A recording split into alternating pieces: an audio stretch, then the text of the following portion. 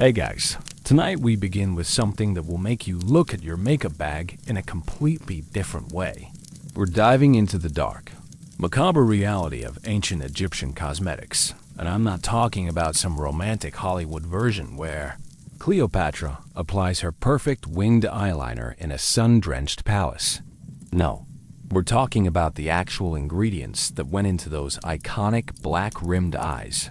The powders that adorned the faces of pharaohs and peasants alike, and the grotesque reality of what people were literally rubbing into their skin every single day. You think your foundation routine is complicated? Try grinding up rotting human remains at dawn, mixing them with beetle juice and animal fat, then smearing the whole concoction around your eyes while convincing yourself it's going to protect you from evil spirits. Because that's exactly what millions of ancient Egyptians did for over 3,000 years. And they thought it was not just normal, but absolutely essential for survival in both this world and the next. So before you get comfortable, take a moment to like the video and subscribe, but only if you genuinely enjoy what I do here. And let me know in the comments where you're tuning in from and what time it is for you. It's always fascinating to see who's joining us from around the world, especially when we're about to explore something this beautifully disturbing together. Now, dim the lights, maybe turn on a fan for that soft background hum, and prepare yourself for a journey that will make you grateful for modern cosmetics regulations. And let's ease into tonight's journey together, where death and beauty intertwined in ways that would make today's health inspectors run screaming from the building. The sacred art of decomposition. You're standing in a workshop in Memphis, circa 2500 BCE, and the smell hits you first. That sweet, cloying stench of decay mixed with frankincense and natron salt. It's barely dawn, but the embalmers have been working since midnight, and they're not just preparing bodies for the afterlife. They're also running what might be history's most macabre beauty supply operation, though they'd never think of it that way. The master embalmer, his hands stained black from years of this work, carefully scrapes dried flesh from a mummy that's been sitting in natron for 40 days. But here's what Hollywood never shows you. Not all of this carefully preserved human tissue is going into tombs. A significant portion is being ground into powder, mixed with oils and minerals, and sold to makeup vendors throughout the city. The Egyptians call it mumia, and it's about to become one of the most prized cosmetic ingredients in the ancient world. You watch as he separates the good decay from the bad decay, if such a distinction can even be made. The flesh that's dried properly, turned that perfect shade of dark brown, gets set aside in clay jars marked with hieroglyphs. The bits that have gone green or started growing things, those get tossed to the sacred cats that roam the embalming facility. Even ancient Egyptians had quality control standards, apparently, though they might not meet modern FDA approval. The irony is delicious and horrifying in equal measure. These people, so obsessed with preserving their bodies for eternity, are simultaneously grinding up other preserved bodies to make themselves look better in this life. The circular economy of death and beauty, where your grandmother's carefully mummified remains might end up as your daughter's eyeliner. It's recycling taken to an extreme that would make modern environmentalists simultaneously impressed and nauseated. What makes this even more fascinating is that this isn't some underground black market operation. This is sanctioned, regulated, and considered perfectly normal. The priests oversee it, the government taxes it, and wealthy families specifically request that portions of their deceased relatives be set aside for cosmetic use. Death isn't just a transition to the afterlife, it's also a business opportunity. And business is booming in ways that would make medieval plague doctors look like amateurs. The workshop fills with more workers as the sun rises higher. Each one has a specific role in this gruesome assembly line of beauty. One person grinds the dried flesh into powder, another mixes it with oils. A third adds the mineral components that will give the makeup its distinctive properties. They work with the casual efficiency of people who've been doing this their entire lives, chatting about the weather and their families while literally playing with dead people for a living. And here's the thing that will really blow your mind. they're not wrong about the effectiveness of their products. Modern analysis of ancient Egyptian cosmetics has revealed that many of these gruesome ingredients actually had genuine antimicrobial and medicinal properties. The decay process, when controlled properly, can create compounds that fight infection and protect the delicate skin around the eyes. They stumbled onto legitimate chemistry through pure trial and error, though their theoretical understanding was somewhat lacking. The master embalmer holds up a jar of finished product, a smooth, dark powder that looks innocent enough in the morning light filtering through the workshop's high windows. To him, this isn't grotesque or disturbing. It's sacred work, connecting the living and the dead in a tangible way. The deceased continue to serve their community even after death, their preserved flesh providing protection and beauty to the living. It's a beautiful philosophy, if you can get past the whole grinding up corpses part. By noon, this jar will be in the hands of a cosmetics vendor in the market, who will sell it to customers ranging from wealthy nobles to middle-class scribes. None of them will ask too many questions about the ingredients. They know it comes from the sacred process of mummification, and that's enough. In a culture where death and life are so intertwined, where the afterlife is just another neighborhood you move to eventually, using the dead to beautify the living makes perfect sense. But you're not done with this workshop yet, because what you're witnessing here is just the beginning of a supply chain that stretches across the Mediterranean and will continue for thousands of years. That innocent-looking jar of powder? It's about to embark on a journey that will take it far beyond Egypt, into the makeup bags of Roman emperors and medieval European nobles, spreading the ancient Egyptian philosophy of cosmetic necromancy across the known world. The chemistry of corruption. You're now in the laboratory of Amenhotep, chief chemist to Pharaoh Thutmose III, and you quickly realize that ancient Egyptian cosmetics weren't just about grinding up mummies and calling it a day. No, these people were serious about their death-based beauty products, and they developed a sophisticated understanding of how to make rotting flesh work as effective makeup. The science behind their methods would be impressive if it weren't so absolutely revolting. The first thing Amenhotep shows you is his collection of base materials, and it's like a horror movie director's shopping list. Dried human brains, powdered liver, ground intestinal lining, desiccated skin from various body parts, and something he cheerfully refers to as the juice of the recently departed. Each ingredient has been processed using techniques that took generations to perfect. Methods passed down through families of embalmers who treated corpse cosmetics like a fine art. But here's where it gets scientifically fascinating. Amenhotep explains that not all decomposition is created equal.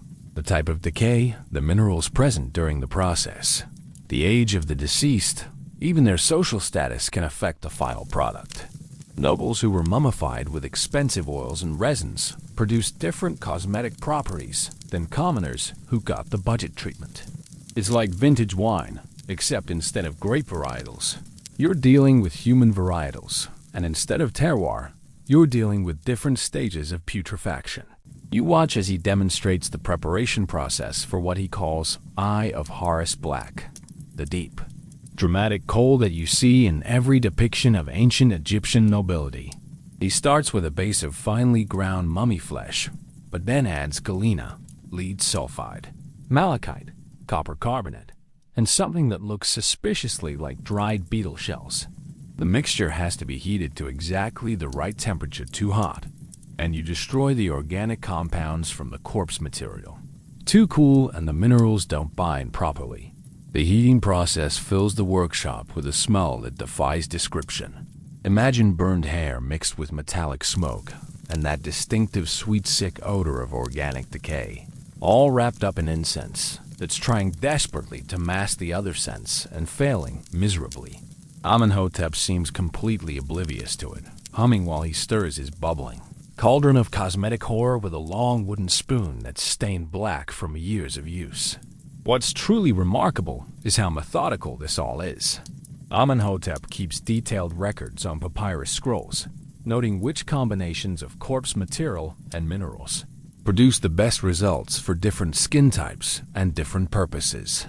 Some mixtures are designed for daily wear, others for religious ceremonies, still others for burial preparation. He's essentially running a research and development department for the cosmetics industry. Except his raw materials used to be people. The grinding process alone is an art form. Different body parts require different techniques. Skin needs to be pounded in a mortar and pestle. Bones require specialized grinding stones. Soft tissues have to be carefully dried first to prevent the wrong kind of bacterial growth. Too much moisture, and your cosmetics will literally start rotting on your face. Too little, and they won't mix properly with the oils and waxes that make them spreadable. You're handed a finished sample of their premium eyeliner, and against your better judgment, you examine it closely. The texture is surprisingly smooth, almost creamy, with a rich black color that has hints of green and bronze, depending on how the light hits it. If you didn't know what went into making it, you might actually be impressed by the quality. The ancient Egyptians weren't just throwing random corpse bits together and hoping for the best. They genuinely figured out how to make effective cosmetics using the most disturbing ingredients imaginable. Amenhotep proudly explains that their products don't just make people look good. They actually provide genuine medical benefits. The antimicrobial properties of properly processed mummy flesh help prevent eye infections, which are common in Egypt's dusty, sandy environment. The lead compounds act as preservatives and give the makeup its staying power. Even the more gruesome organic components contribute specific properties. Dried liver adds a subtle sheen. Ground brain tissue helps with color consistency. An intestinal lining provides a smooth application texture. But the quality control process is where things get really interesting. Amenhotep has a whole team of testers, volunteers who try new formulations and report back on everything from color payoff to how long the makeup lasts in the desert heat. These people are essentially ancient Egyptian beauty bloggers, except instead of reviewing lipstick shades, they're evaluating how well different types of human remains work as cosmetic ingredients. Their feedback helps refine the recipes, leading to constant improvements in both effectiveness and application properties. The workshop operates with the efficiency of a modern factory, if factories process corpses into makeup. Raw materials come in from the embalmers, get sorted by quality and type, go through various preparation stages, get mixed according to carefully tested recipes, undergo quality control testing, and finally get packaged for distribution throughout the kingdom. It's an industrial process that would be impressive in any era, though the specific industry might raise some eyebrows at a modern business school. As the day progresses, you realize that what you're witnessing isn't just the production of cosmetics. It's the birth of an industry that will spread throughout the ancient world and persist for thousands of years. These techniques, these recipes, this fundamental approach to beauty through decay will influence cosmetic practices from Rome to medieval Europe. The ancient Egyptians aren't just making makeup. They're creating a legacy that will quite literally outlive them all. The sacred marketplace of death beauty. You're now wandering through the cosmetics section of a bustling Egyptian marketplace in Thebes, circa 1400 BCE, and you quickly realize that shopping for makeup in ancient Egypt was nothing like browsing the aisles of a modern beauty store. Here, the vendors don't just sell you products. They sell you the entire backstory of whose corpse went into making your foundation. And they consider this a major selling point rather than something to hide in the fine print. The first stall you encounter is run by Kitty, a third-generation cosmetics merchant whose family has been in the death beauty business since the Old Kingdom. His setup looks like a cross between a modern makeup counter and a medieval apothecary, with dozens of small clay pots arranged on wooden shelves, each carefully labeled with hieroglyphs that describe not just the product, but its macabre ingredients. Premium Nobleman's Eyeliner, reads one label, contains essence of High Priest, aged 40 days in finest natron. Ketty greets you with the enthusiasm of a used car salesman, immediately launching into his sales pitch for what he calls his signature collection. He explains that these particular cosmetics are made from the remains of a recently deceased royal scribe who specifically requested that his body be used for cosmetic purposes. The man apparently had perfect skin in life, Ketty claims, and therefore his processed remains will transfer those properties to whoever uses the resulting makeup. It's ancestor worship meets beauty routine, with a healthy dose of ancient Egyptian marketing spin. What strikes you most about this marketplace isn't just the casual acceptance of corpse-based cosmetics, but the sophisticated consumer knowledge on display. Customers don't just grab whatever's cheapest. They ask detailed questions about provenance, processing methods, and ingredients. One wealthy woman spends 20 minutes discussing the relative merits of liver-based versus brain-based foundations with a vendor, debating color payoff and skin benefits like a modern beauty guru reviewing highlighter palettes. The pricing structure reveals just how complex this market has become.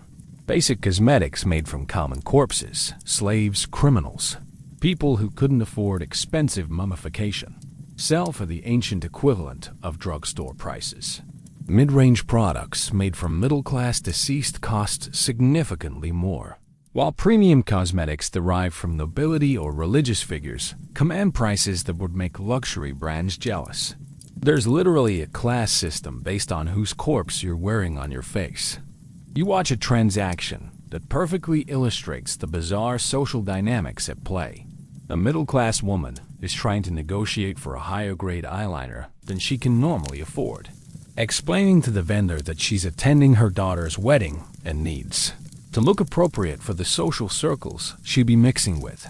The vendor, understanding the stakes involved, offers her a payment plan. She can afford the nobleman's daughter foundation if she's willing to reserve portions of her own eventual corpse for future cosmetic use. It's layaway meets estate planning meets beauty shopping. The quality control standards would be fascinating if they weren't so morbid. Vendors have developed elaborate testing methods to verify the authenticity and quality of their corpse-based ingredients. They can tell you not just what social class the deceased belonged to, but their approximate age at death, what region they came from, and what kind of diet they maintained in life. All of these factors supposedly affect the final cosmetic properties, and customers have learned to be discriminating shoppers when it comes to dead people. But it's not just about individual products. Vendors also offer complete beauty systems based on single deceased individuals. For the truly discerning customer, you can purchase an entire makeup routine derived from one carefully selected corpse, ensuring color coordination and consistent skin benefits. These signature collections are marketed like modern celebrity beauty lines, except instead of being endorsed by living influencers, they're literally made from dead ones. The seasonal trends are particularly disturbing. Apparently, corpses from different times of year produce different cosmetic properties. Winter deaths result in deeper, richer colors, while summer deceased tend to create lighter, more shimmery effects. Vendors adjust their inventory accordingly, and sophisticated customers plan their makeup purchases around these seasonal variations, like modern fashionistas following color trends.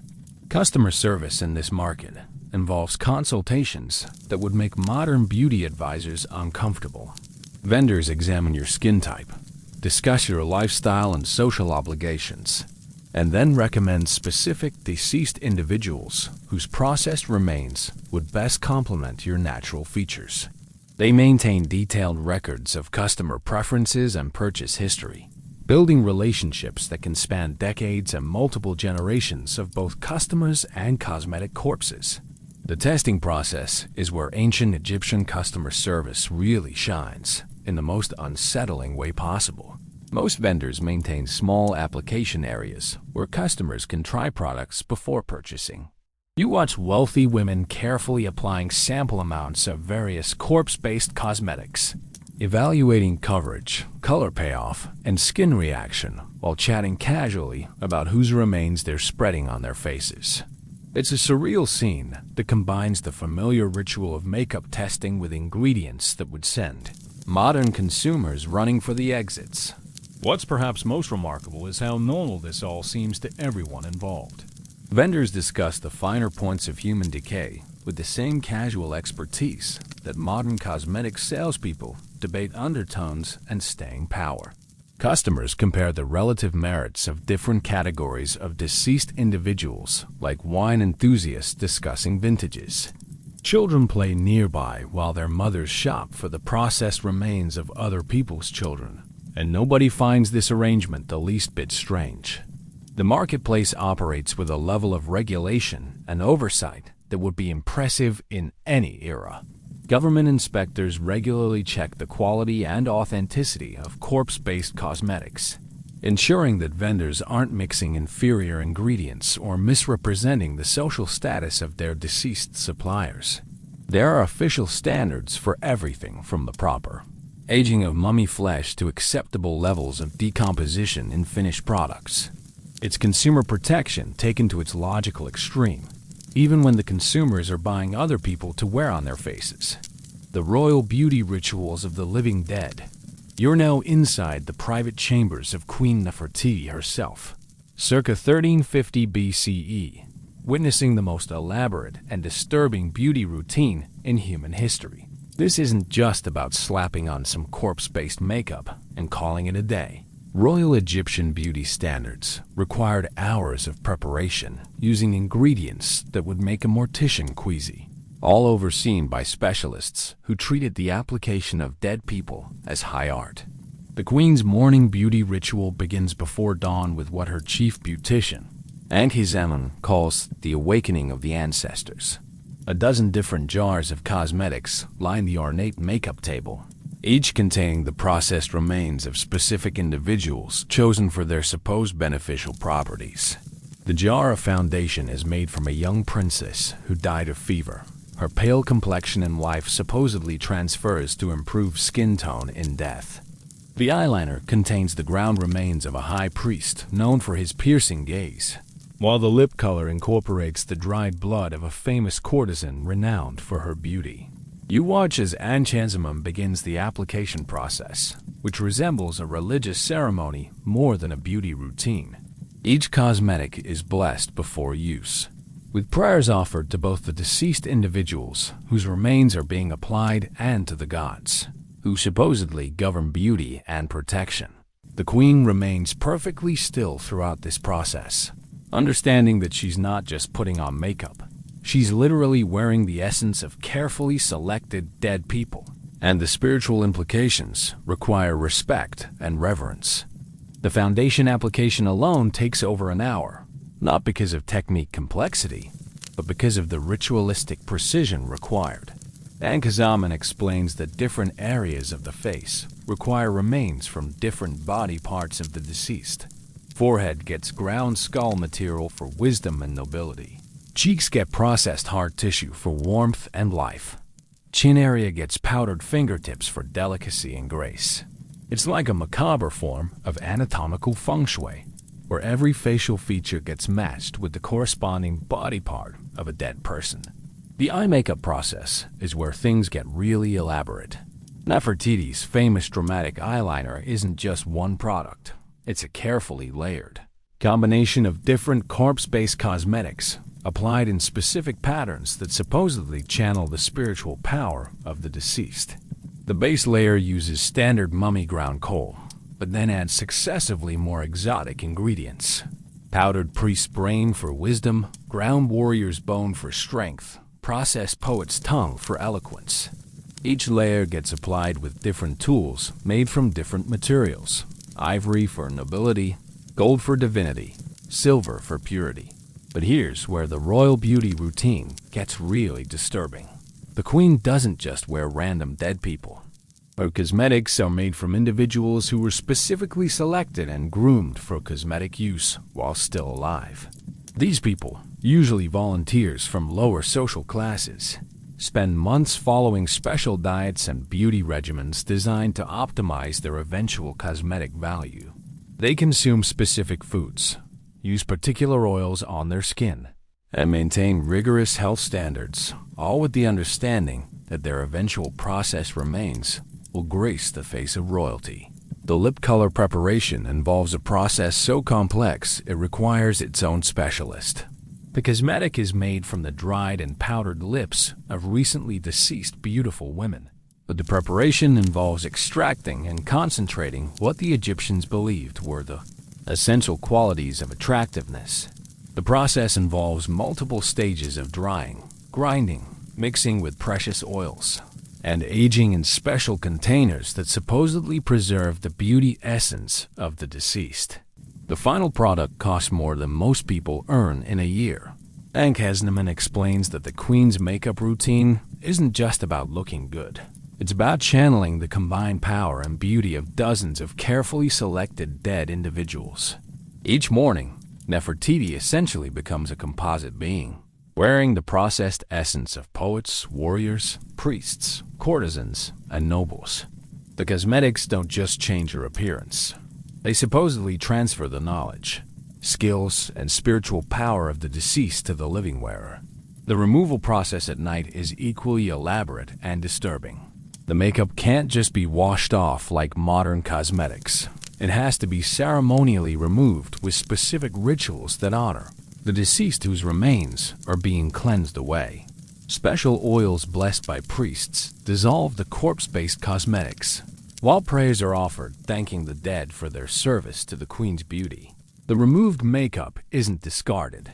It's collected and either burned as offerings or processed into other cosmetic products for lower-ranking court members.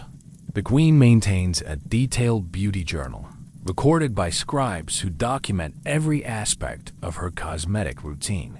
This includes not just which products were used, but detailed observations about how different combinations of deceased individuals affect her appearance, mood, and even decision-making abilities. Modern readers might dismiss this as superstition, but the Egyptians took it seriously, enough to base important political and religious decisions on which dead people the Queen was wearing on any given day. The cost of maintaining this beauty routine is staggering, even by royal standards. The Queen's annual cosmetics budget could fund a small army or feed a city for months. This includes not just the direct cost of the processed corpse materials, but the extensive staff required to source, prepare, and apply them properly.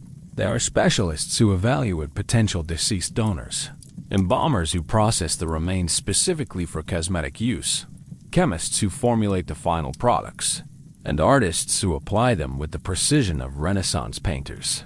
What makes this routine even more fascinating is how it influences court fashion and social hierarchies. Other noble women attempt to copy the Queen's style, but they can't afford the same quality of deceased individuals or the same level of preparation expertise. This creates a complex social dynamic where your status is literally determined by whose corpse you can afford to wear on your face.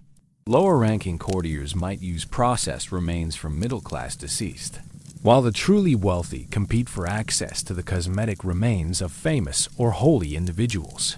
The psychological effects on the Queen herself are something that modern observers can only speculate about. Does she feel the presence of all these dead people whose remains she wears daily? Does the knowledge that her beauty relies on other people's corpses affect her sense of self? The historical record suggests that Egyptian royalty developed a complex relationship with death and beauty that went far beyond mere cosmetics. They genuinely believed they were maintaining spiritual connections with the deceased through their makeup routines. The international implications of the royal beauty routine also can't be ignored. Foreign diplomats and dignitaries visiting the Egyptian court encounter a queen whose face literally contains the processed remains of dozens of dead people, and they have to navigate the social and diplomatic implications of this reality. Some cultures find it deeply disturbing. Others are fascinated by the spiritual aspects, and still others attempt to adopt similar practices in their own courts, creating a kind of ancient beauty diplomacy based on shared appreciation for corpse-based cosmetics. The underground economy of beauty death. You are now descending into the shadowy underworld of ancient Egypt's black market cosmetics trade.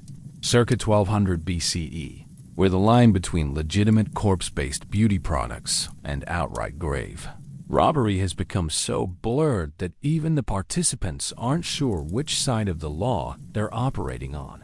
This is where desperate people do desperate things to feed society's insatiable appetite for death-based beauty, and where the phrase "drop dead gorgeous" takes on a whole new meaning. Your guide through this subterranean marketplace is Cam Wasset, a former embalmer turned cosmetics bootlegger who was excommunicated from the official death beauty industry for what he euphemistically calls quality control disagreements. His workshop operates in the basement of a seemingly legitimate pottery shop, but one whiff of the air tells you that they're not just making clay vessels down here. The smell is that familiar sweet sick odor of processed human remains, but with an edge of desperation and corner cutting that makes legitimate embalming workshops smell like flower gardens by comparison. Cam Wasset explains the economics of the underground cosmetics trade with the casual cynicism of someone who's seen society's beauty standards corrupt absolutely everything they touch. Official cosmetics made from properly mummified nobility cost more than most people earn in a lifetime, but everyone still wants that distinctive Egyptian look that comes from wearing dead people on your face.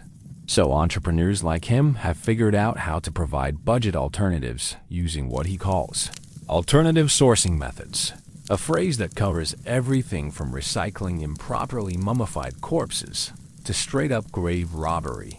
The quality differences between legitimate and black market corpse cosmetics are immediately apparent when you examine his products. Where official cosmetics are made from carefully preserved, high-status deceased individuals, Cam Wasset's operation uses whatever dead people they can acquire through questionable means.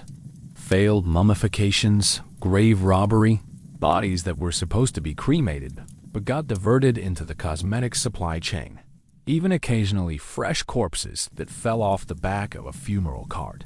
The processing is rushed, the preservation is inadequate, and the final products have a distinctly amateur quality that no amount of marketing can disguise. But here's what makes this underground economy truly disturbing. It exists because legitimate. Demand for corpse-based cosmetics far exceeds the official supply of socially acceptable dead people. Not enough nobles and priests die to meet market demand for premium beauty products. So, entrepreneurial individuals have created alternative supply chains that range from ethically questionable to downright horrifying. Some operators maintain agreements with families to purchase their deceased relatives before official mummification. Others have arrangements with gravediggers. And the most extreme cases involve what can only be described as cosmetic murder for hire. The customer base for black market beauty products reveals the extent to which corpse-based cosmetics have penetrated all levels of Egyptian society. You meet middle-class women who know exactly what they're buying, but justify it as necessary for maintaining social appearances. Young people who see it as rebellion against expensive official beauty standards. And even some wealthy individuals who use black market products as everyday makeup while saving their premium corpse cosmetics for special occasions. The social stigma exists, but it's overwhelmed by the practical reality that everyone wants to look like they're wearing properly processed dead people. The processing methods used in underground operations would horrify even hardened embalmers. Where legitimate cosmetics involve careful preservation and aging of human remains, black market operators use shortcuts that compromise both safety and effectiveness. Bodies are inadequately dried, leading to products that can literally start rotting while being worn. Preservation chemicals are diluted or substituted with cheaper alternatives that don't actually preserve anything. Multiple corpses get mixed together without regard for compatibility, creating cosmetics that are essentially random blends of whoever happened to die recently. Quality control in the underground market operates on principles that would make FDA inspectors weep. Products are tested not by careful evaluation of their properties, but by seeing if customers get sick immediately after use. If someone can wear the makeup for a full day without developing obvious infections or skin problems, it's considered safe for general sale. Long-term health effects aren't even considered. The focus is entirely on creating products that look approximately like legitimate, corpse-based cosmetics and don't kill users within the first week of application. The distribution network for black market cosmetics operates like any other underground economy, with layers of middlemen and elaborate systems for avoiding official detection. Products move through networks of seemingly legitimate vendors who mix black market items with official products, making it nearly impossible for customers to know what they're actually buying. Some vendors specialize in aged products that have been artificially treated to mimic the appearance of expensive, properly processed corpse cosmetics. Others focus on volume sales of obviously inferior products to customers who can't afford anything better. The law enforcement response to black market cosmetics reveals just how seriously Egyptian society takes the proper handling of corpse-based beauty products. This isn't just about consumer protection or preventing fraud. It's about maintaining the spiritual and social order that depends on appropriate relationships between the living and the dead.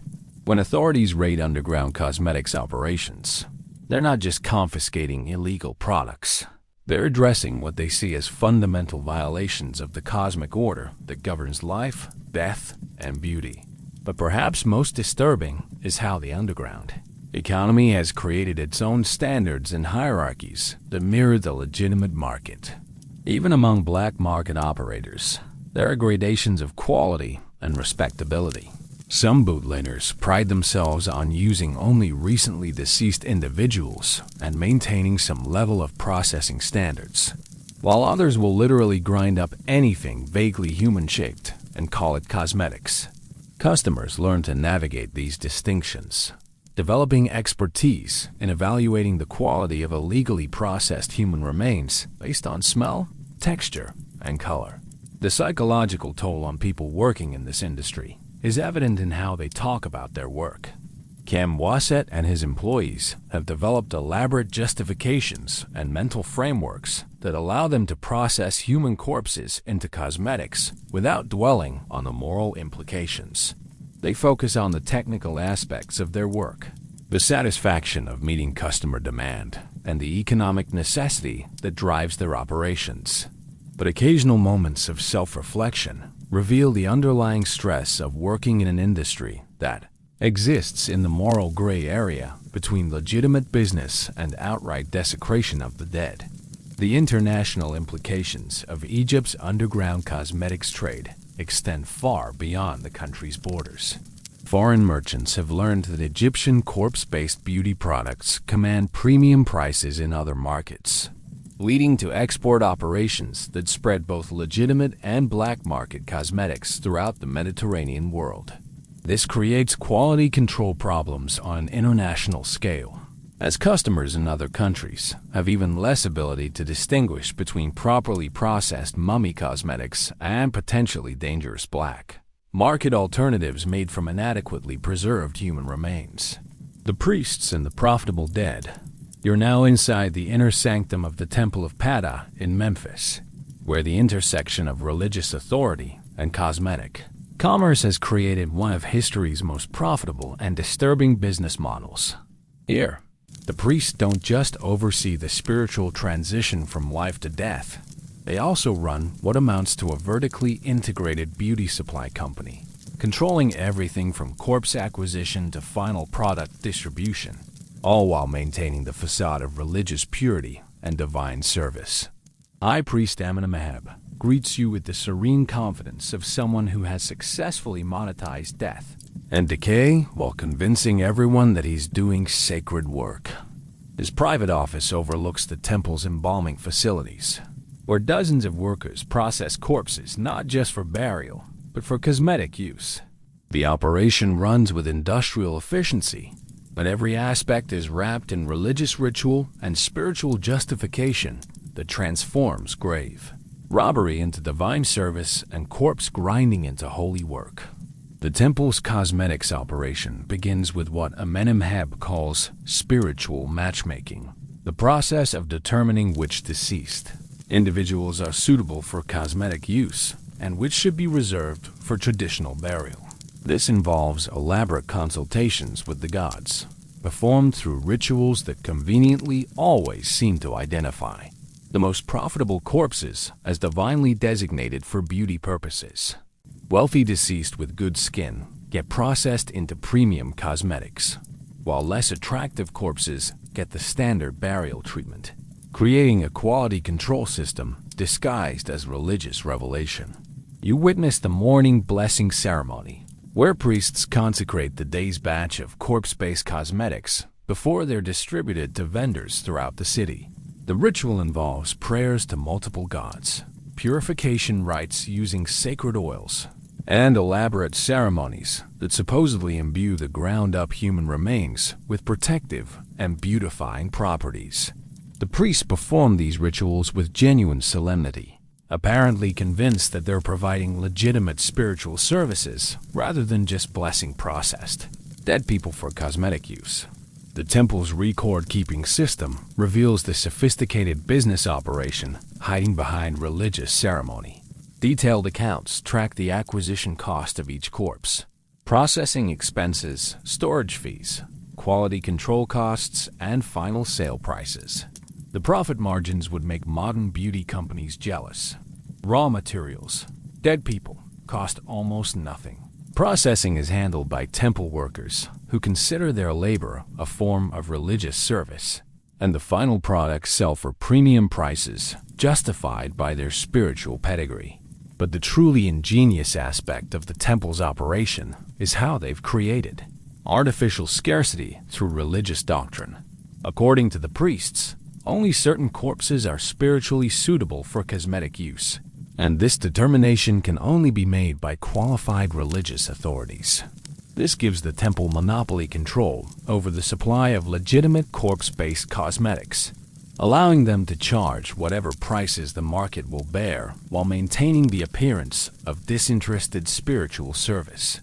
The training program for temple cosmetic specialists reveals how thoroughly the religious and commercial aspects of the operation have been integrated.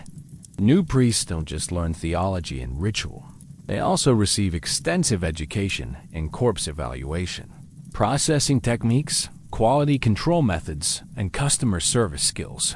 The curriculum includes classes on identifying the cosmetic potential of recently deceased individuals, optimizing processing methods for different types of remains, and marketing techniques that emphasize spiritual benefits while downplaying the grotesque nature of the ingredients.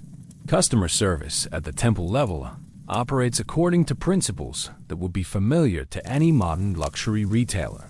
Wealthy clients receive personal consultations with senior priests, who help them select cosmetics made from deceased individuals, whose spiritual properties align with their personal needs and social aspirations. These consultations can last for hours and involve elaborate rituals designed to identify the perfect corpse-based cosmetics for each customer's unique requirements. The temple's quality assurance program combines religious ritual with practical testing in ways that create an illusion of divine oversight while actually functioning as straightforward business practices. Each batch of cosmetics undergoes blessing ceremonies that supposedly ensure spiritual purity, but also include practical tests for color consistency, texture, and shelf life. Products that fail these tests are declared spiritually unsuitable and removed from distribution, maintaining both quality standards and religious credibility. The international expansion of the temple's cosmetics business reveals how successfully they've exported their model of profitable death processing. Temple representatives travel throughout the Mediterranean world, establishing relationships with foreign religious authorities and creating distribution networks for Egyptian corpse-based cosmetics.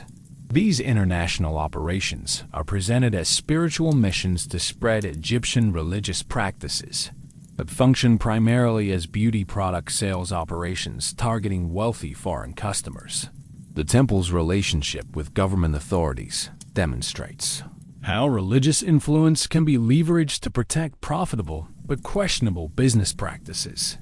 The priests maintain that their cosmetics operations are essential religious activities that shouldn't be subject to normal commercial regulations or taxation. This spiritual immunity allows them to operate with minimal oversight, process human remains without the quality controls required of secular operators, and maintain profit margins that would be impossible in a truly competitive market. But perhaps most disturbing is how the temple's operation has influenced Egyptian religious doctrine itself. Traditional beliefs about death, burial, and the afterlife have been subtly modified to accommodate and justify the cosmetic processing of human remains. New theological concepts have emerged that emphasize the spiritual benefits of having one's corpse used for beauty purposes, creating religious incentives for people to donate their bodies to temple cosmetics operations rather than choosing traditional burial. The psychological impact on the priests themselves varies dramatically depending on their role in the operation. Senior priests who focus on the theological and business aspects seem genuinely convinced that they're performing essential religious services. Mid-level priests who handle customer service and distribution often develop cynical attitudes that they carefully hide behind religious facade. But the junior priests who actually process the corpses into cosmetics show clear signs of psychological stress, despite elaborate support systems designed to help them cope with the daily reality of grinding up human beings for beauty products. The temple's training materials for new priests include detailed instructions on maintaining appropriate mental frameworks while working with human remains.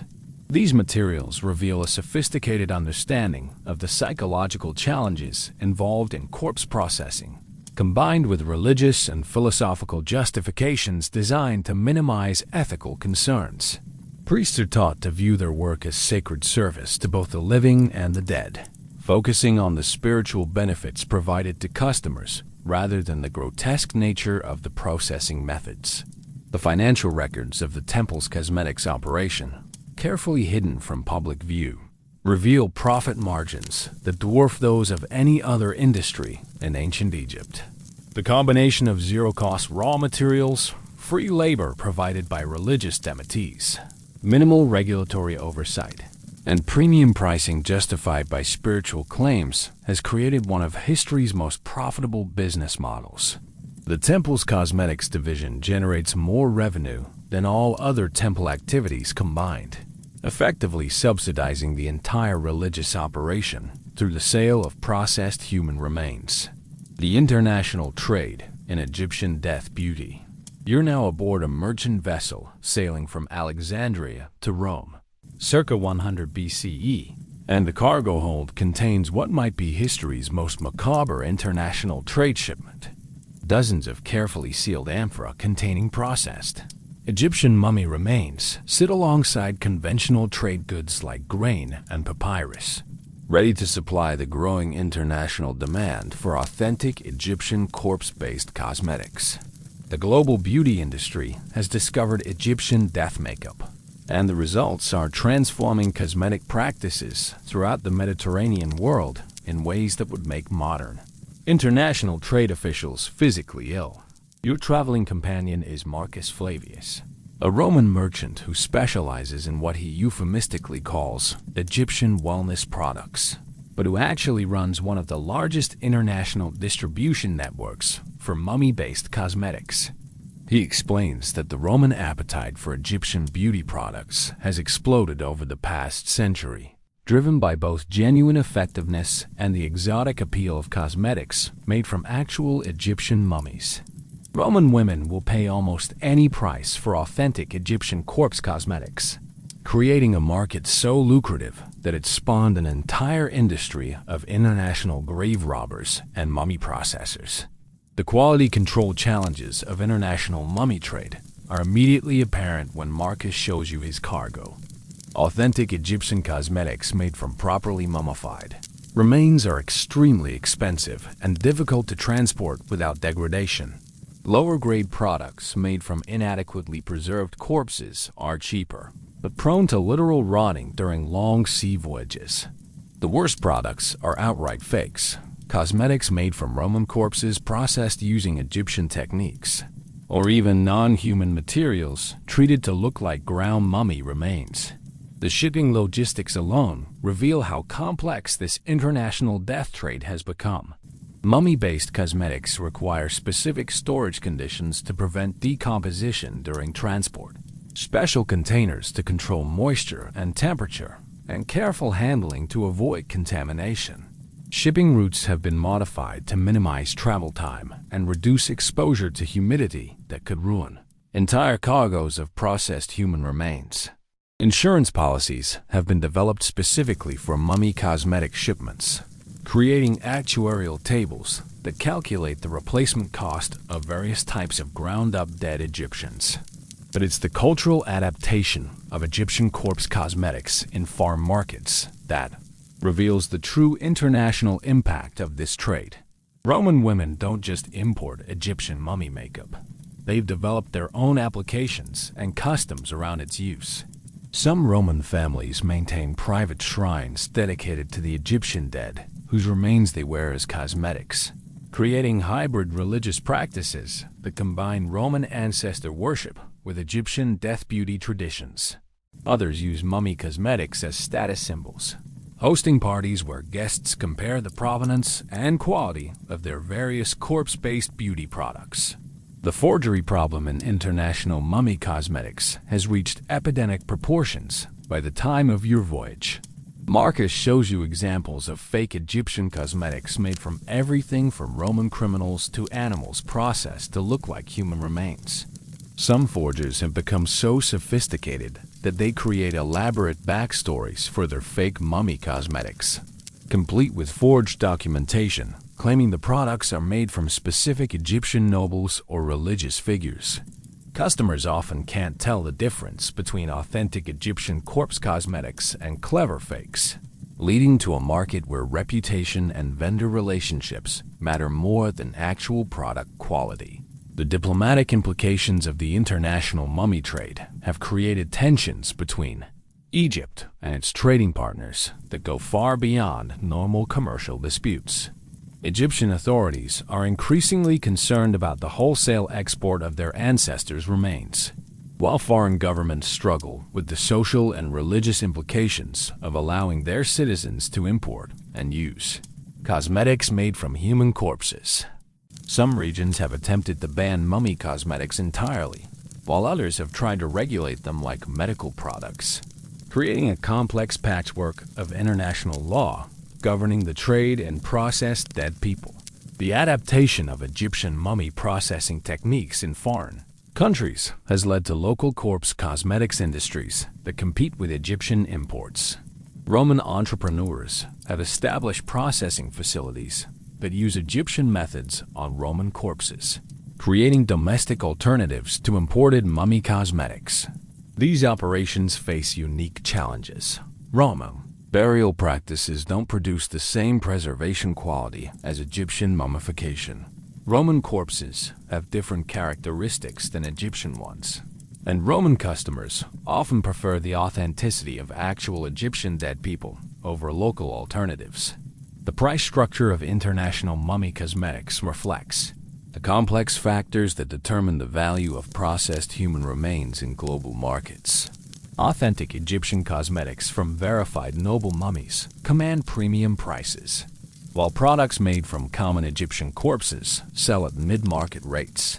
Foreign-made imitations using Egyptian techniques are cheaper, but still expensive due to processing costs, while outright fakes sell at bargain prices to customers who either can't afford authentic products or don't care about authenticity as long as they achieve the desired appearance.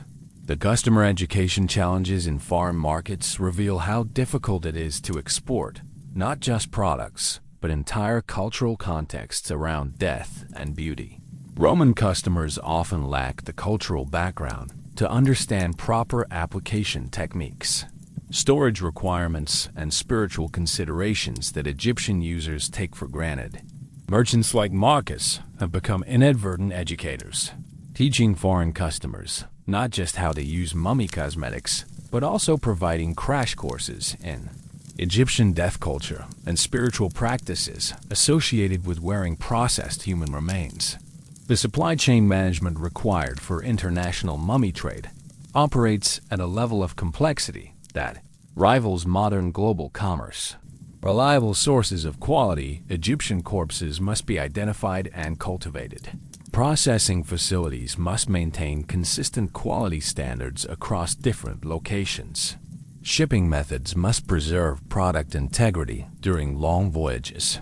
And distribution networks must reach customers scattered across multiple countries and cultures. All of this must be accomplished while navigating varying legal restrictions, cultural taboos, and religious objections in different markets. The cultural contamination effects of international mummy trade work in both directions. Egyptian cosmetic practices influence foreign beauty standards, but foreign demand also changes Egyptian death culture.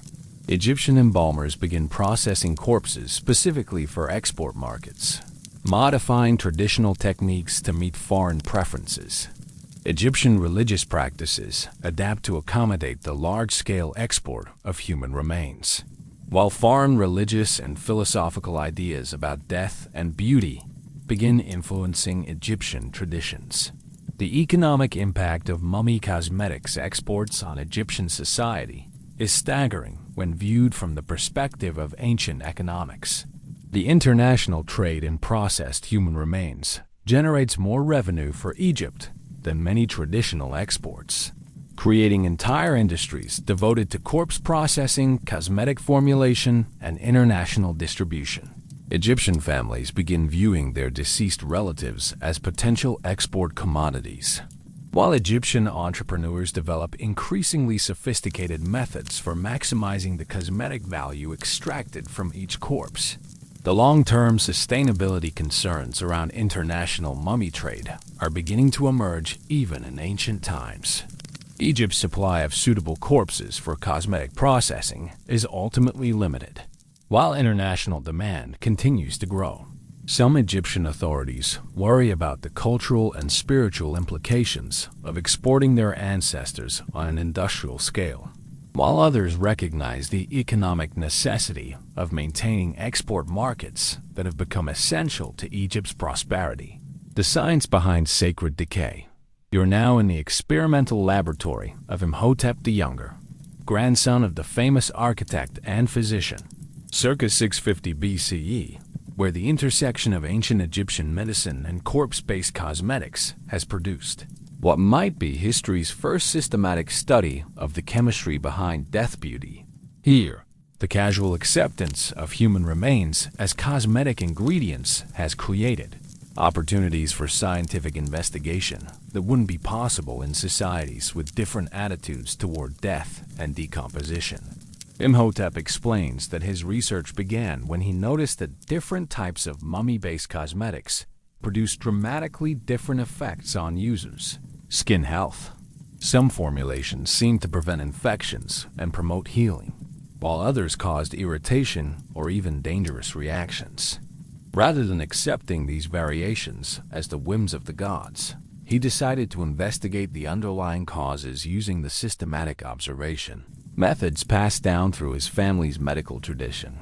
The laboratory itself resembles a cross between a medical facility and a charnel house, with carefully organized samples of processed human remains alongside traditional medical instruments and detailed observational records. Different stages and types of human decomposition are preserved in labeled containers, allowing Imhotep to study how various decay processes affect the final cosmetic properties of human tissue. It's like a systematic catalog of death and decomposition, organized according to scientific principles that wouldn't look out of place in a modern research facility. You observe as Imhotep demonstrates his experimental method for testing cosmetic formulations. He maintains a group of volunteer subjects who test different combinations of corpse-based ingredients, carefully documenting their skin reactions, health effects, and cosmetic results.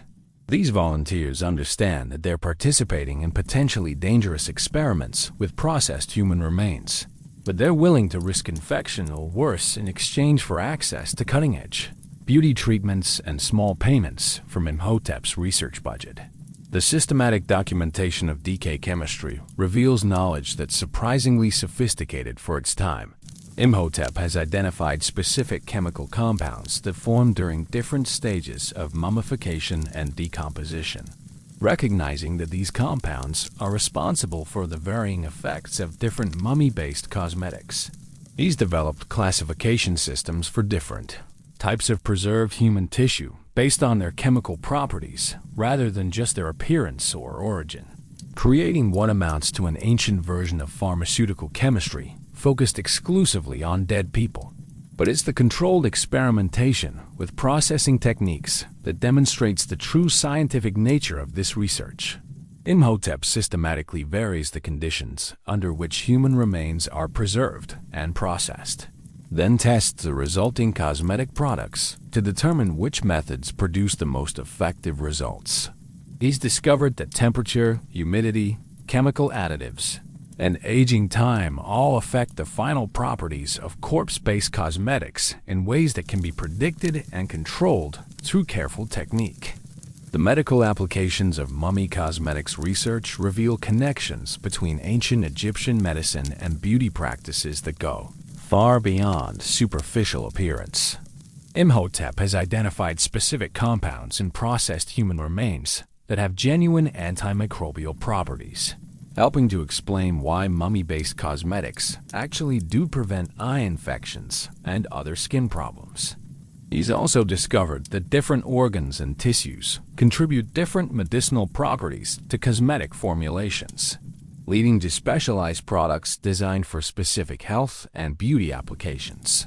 The documentation methods used in this research program would be impressive in any era. Detailed records track not just the processing methods and ingredient combinations used in each experimental batch of cosmetics, but also the complete medical and cosmetic history of the deceased individuals whose remains are being used. These records allow Imhotep to correlate the health and lifestyle of the living person with the effectiveness of their processed remains as cosmetic ingredients, creating unprecedented insights into the relationship between life, death, and beauty. The quality control protocols developed through this research have established new standards for the entire Egyptian cosmetics industry. Imhotep's laboratory tests every batch of mummy-based cosmetics produced by major suppliers, identifying products that meet safety and effectiveness standards and rejecting those that don't. This quality assurance program has dramatically reduced the incidence of adverse reactions to corpse-based cosmetics, while also improving their overall effectiveness as beauty and health products. The international implications of this research extend far beyond Egypt's borders. Foreign scholars and physicians travel to study Imhotep's methods, hoping to establish similar research programs in their own countries. Some attempt to replicate his techniques using local corpses, while others focus on importing both Egyptian expertise and Egyptian raw materials to establish foreign branches of mummy cosmetics research. The knowledge generated in Imhotep's laboratory is gradually spreading throughout the ancient world, influencing medical and cosmetic practices from Rome to Mesopotamia. The philosophical and theological implications of systematically studying human decomposition for cosmetic purposes have created tensions within Egyptian religious and intellectual communities. Some priests argue that Imhotep's research represents inappropriate manipulation of the divine process of death and decay, while others claim that his discoveries reveal previously hidden aspects of the god's wisdom about the relationships between life, death, and beauty.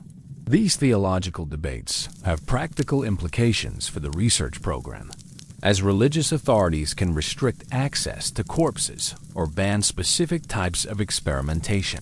The training program for researchers in mummy cosmetic science reveals how this field has developed its own specialized knowledge and techniques.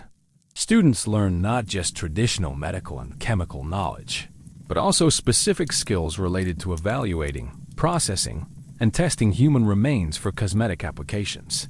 The curriculum includes detailed instruction in identifying the cosmetic potential of recently deceased individuals, optimizing processing techniques for different applications, and conducting systematic experiments using human test subjects.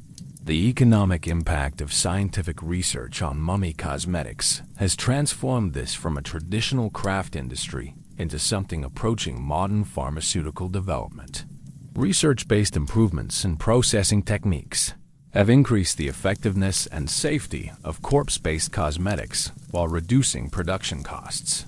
New formulations developed through systematic experimentation command PREMIUM prices in both domestic and international markets, creating economic incentives for continued investment in research and development. The psychological effects on researchers who spend their careers studying human decay for cosmetic applications vary dramatically depending on individual personality and philosophical outlook. Some researchers, like Imhotep, seem genuinely fascinated by the scientific aspects of their work and appear untroubled by the grotesque nature of their raw materials. Others develop elaborate justification systems that frame their research as sacred work or essential medical investigation. But some researchers show clear signs of psychological stress from daily exposure to processed human remains and the knowledge that their work depends entirely on other people's deaths. The long-term scientific legacy of ancient Egyptian mummy cosmetics research would influence medical and chemical knowledge for centuries. The systematic study of human decomposition, preservation chemistry, and the medical properties of processed organic materials provided foundations for later developments in medicine, chemistry, and pharmacology. Even after the cultural practices that drove this research disappeared, the knowledge generated through systematic investigation of corpse-based cosmetics continued to influence scientific understanding of chemistry, medicine, and the relationships between life, death, and human health. The decline and transformation of death beauty. You're now witnessing the twilight of ancient Egypt's corpse-based cosmetics industry, circa 30 BCE. As Roman conquest and changing cultural attitudes begin to transform practices that have remained stable for over 3,000 years. The workshop of Kentika, one of the last traditional mummy cosmetics masters, operates in an atmosphere of uncertainty and cultural transition that reflects the broader changes sweeping through Egyptian society under Roman rule. Kentika explains that the Rama attitude toward mummy cosmetics is fundamentally different from traditional Egyptian approaches, where Egyptians viewed corpse-based beauty products as natural extensions of their religious and cultural relationship with death. Romans treat them primarily as exotic luxury items with medicinal properties. This cultural shift has transformed the entire industry, changing everything from processing methods to customer expectations to the social status of people who work with processed human remains. The economic pressures facing traditional mummy cosmetics producers are immediately apparent in Kentika's struggling workshop. Roman customers demand standardized products with consistent properties, rather than the custom formulations that characterize traditional Egyptian practice. They want cosmetics that work like medicine rather than spiritual implements that connect users with the deceased. This shift toward functional rather than spiritual products has forced traditional producers to completely reimagine their approaches to boso, processing human remains for cosmetic use. The supply chain disruptions caused by Roman administrative policies have created unprecedented challenges for the mummy cosmetics industry. Roman authorities required detailed documentation of corpse acquisition and processing, treating human remains like any other commercial commodity rather than sacred materials requiring special handling. Traditional suppliers who operated through informal networks and religious connections find themselves unable to navigate the new bureaucratic requirements, leading to supply shortages and quality control problems throughout the industry. But it's the changing customer base that most clearly illustrates the transformation of Egyptian death beauty practices. Traditional Egyptian customers understood the spiritual and cultural significance of wearing processed human remains, while Roman customers primarily care about effectiveness and luxury status.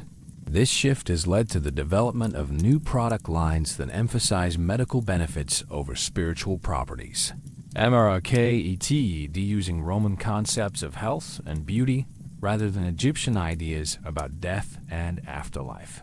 The technological innovations developed to meet Roman market demands represent both adaptation and degradation of traditional mummy cosmetics practices. New processing methods produce more standardized products with longer shelf lives, but often sacrifice the spiritual preparation and individual attention to characterize traditional Egyptian approaches. Mass production techniques allow for larger scale operations, but reduce the personal connection between cosmetics users and the specific deceased individuals whose remains they're wearing. The competition from Roman-made alternatives has forced Egyptian producers to either adapt their methods or face obsolescence.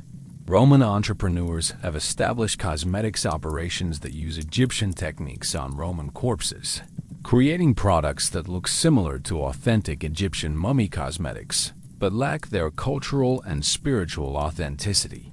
These Roman alternatives cost less and meet Roman customer preferences, putting traditional Egyptian producers in the impossible position of competing with imitations of their own traditional practices. The religious and cultural resistance to these changes reveals how deeply embedded corpse-based cosmetics were in traditional Egyptian society. Conservative priests and traditional craftsmen argue that Roman modifications represent fundamental violations of sacred practices that have maintained the proper relationship between living and dead for millennia. They warn that abandoning traditional approaches to mummy cosmetics will disturb the cosmic order and bring divine punishment on Egyptian society.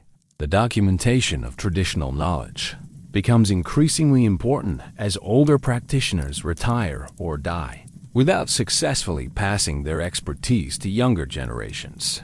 Keka spends much of his time recording traditional recipes, processing techniques, and spiritual practices associated with mummy cosmetics, hoping to preserve this knowledge for future generations who might want to return to authentic Egyptian approaches.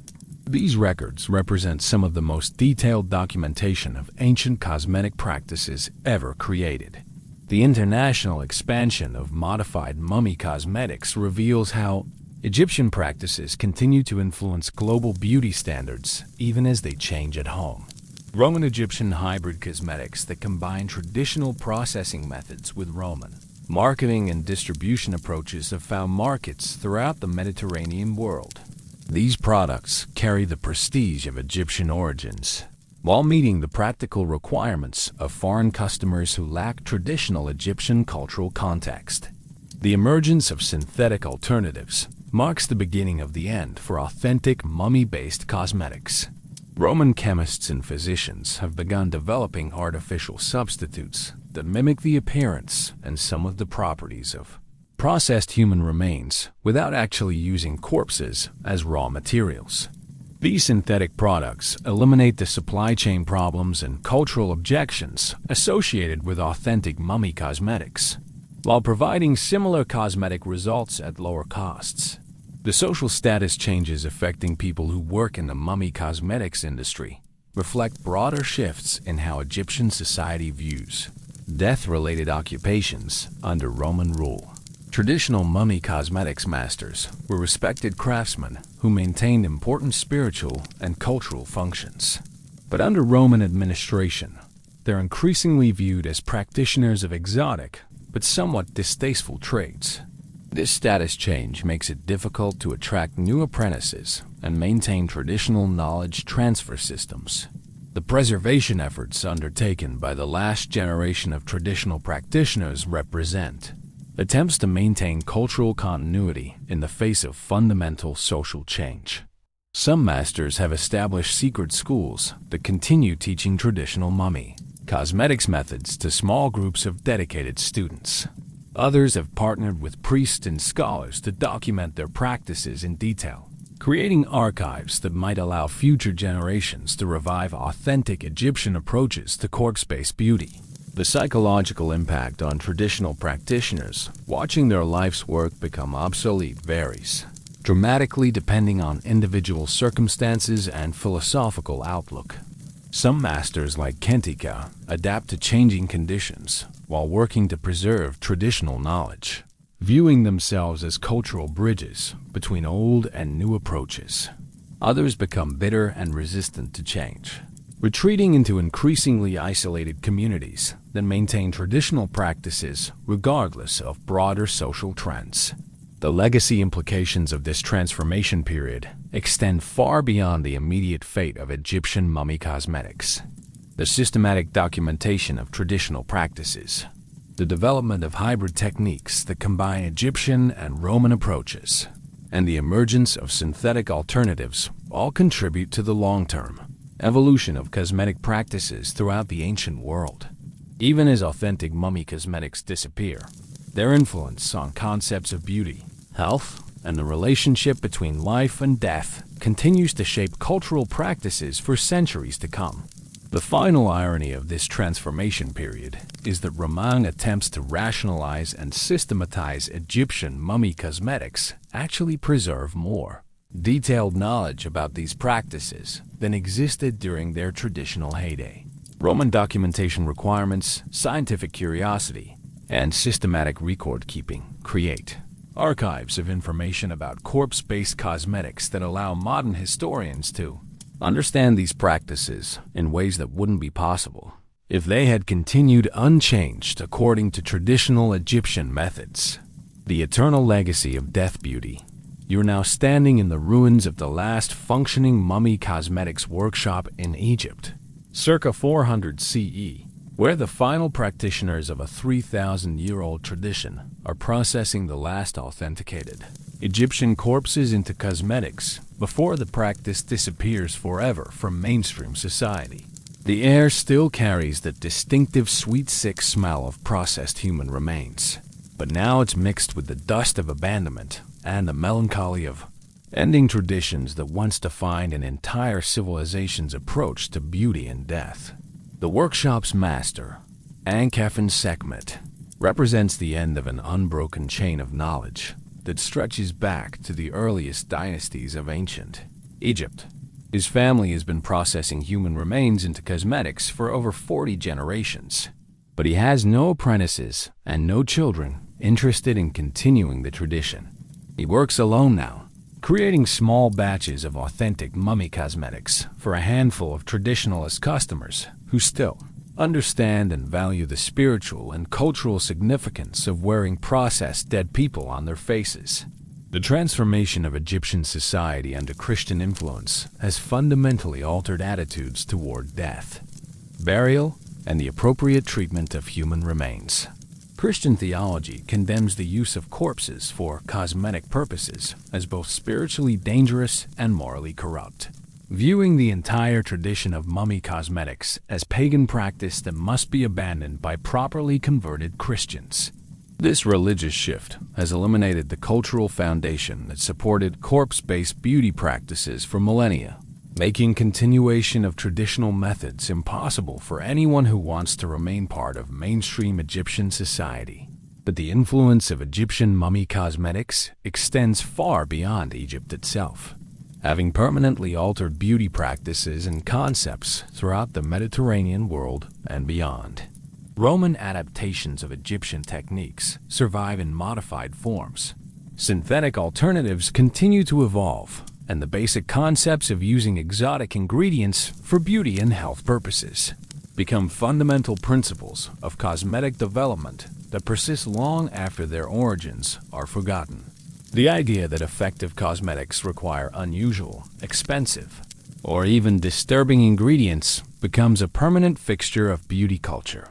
The archaeological evidence left by 3 millennia of corpse-based cosmetics reveals the extraordinary scale of this industry and its impact on ancient Egyptian society.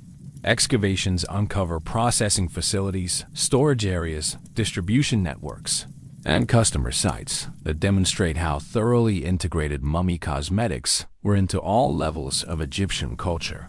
The sheer volume of human remains processed for cosmetic use represents one of history's largest systematic recycling programs, transforming millions of dead Egyptians into beauty products for the living. The medical and scientific knowledge generated through systematic study of mummy cosmetics creates lasting contributions to human understanding of chemistry, medicine, and the properties of organic materials. The empirical knowledge gained through thousands of years of experimentation with processed human remains provides foundations for later developments in pharmacology, chemistry, and medical practice that continue to influence scientific understanding long after the cultural practices that generated this knowledge disappear. The psychological and cultural legacy of mummy cosmetics reveals how deeply embedded concepts of beauty, death, and social status can become in human societies. The Egyptian assumption that effective cosmetics naturally require exotic and even disturbing ingredients establishes patterns of thinking about beauty and consumption that persist across cultures and centuries.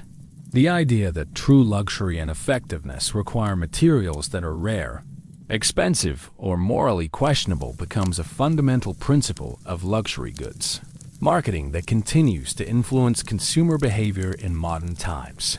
The documentation efforts of the final generation of mummy cosmetics practitioners create the most detailed records of these practices that exist anywhere in the historical record.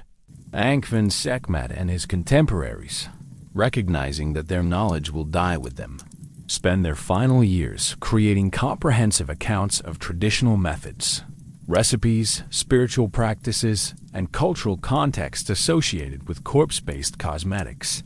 These records preserve knowledge that allows future historians and archaeologists to understand these practices in unprecedented detail. The international spread of Egyptian mummy cosmetics concepts creates permanent changes in beauty practices throughout the ancient world that persist long after authentic Egyptian practices disappear. Roman, Greek, and other Mediterranean cultures adapt Egyptian techniques and concepts to their own cultural contexts, creating hybrid practices that combine Egyptian knowledge with local materials and customs. These adaptations ensure that the fundamental insights of Egyptian mummy cosmetics continue to influence beauty practices even when the original cultural context is lost.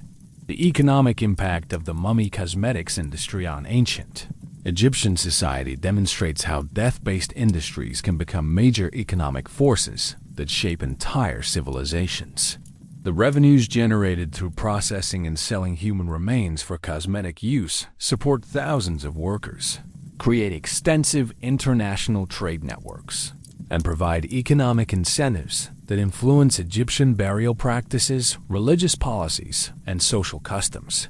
The disappearance of this industry represents a major economic disruption that contributes to broader changes in Egyptian society under foreign rule.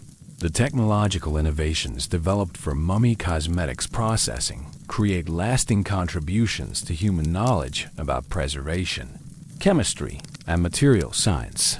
Techniques for controlling decomposition, extracting and concentrating organic compounds, and creating stable formulations from biological materials provide foundations for later developments in chemistry, medicine, and manufacturing that extend far beyond cosmetic applications. The knowledge gained through processing human remains for beauty purposes contributes to advances in food preservation, medicine, and industrial chemistry. The social and cultural structures created to support mummy cosmetics industries establish patterns of organization, regulation, and quality control that influence later developments in commerce, manufacturing, and international trade. The supply chains, distribution networks, quality assurance systems, and customer service practices developed for corpse-based cosmetics provide models for organizing complex industries that continue to influence business practices long after the specific industry that created them disappears. The philosophical and theological implications of 3,000 years of corpse-based beauty practices create lasting influences on human thinking about death, identity, and the relationships between the living and the dead. Egyptian concepts about continuity between life and death, the appropriate uses of human remains, and the spiritual significance of physical beauty become part of the broader cultural heritage that influences later philosophical and religious development throughout the Mediterranean world and beyond. The final irony of Egyptian mummy cosmetics is that their disappearance as actual practices coincides with their transformation into historical and cultural symbols that acquire even greater influence than the original reality. The image of ancient Egyptian beauty practices becomes permanently associated with exotic luxury, mysterious knowledge, and sophisticated civilization, creating cultural myths that continue to influence modern attitudes toward beauty, luxury, and the relationship between civilization and cosmetics. As Ankh-Efen Sekhmet completes his final batch of authentic Egyptian mummy cosmetics, he represents the end of one of humanity's longest-running industries and most distinctive cultural practices. But the knowledge, techniques, and concepts developed through 3 millennia of processing human remains for beauty purposes have already been permanently integrated into human culture, ensuring that the legacy of Egyptian death beauty will continue to influence human civilization long after the last practitioner has joined the ranks of the processed dead, whose remains once graced the faces of He living. The practice of using human remains in ancient Egyptian cosmetics represents one of history's most fascinating intersections of death, beauty, and culture. While the specific practices described here are based on historical evidence and archaeological findings, they remind us that concepts of beauty and appropriate ingredients have varied dramatically throughout human history. What one culture considers essential for beauty, another might find disturbing or unacceptable. A reminder that our own beauty standards and practices might seem equally strange to future historians looking back at our era.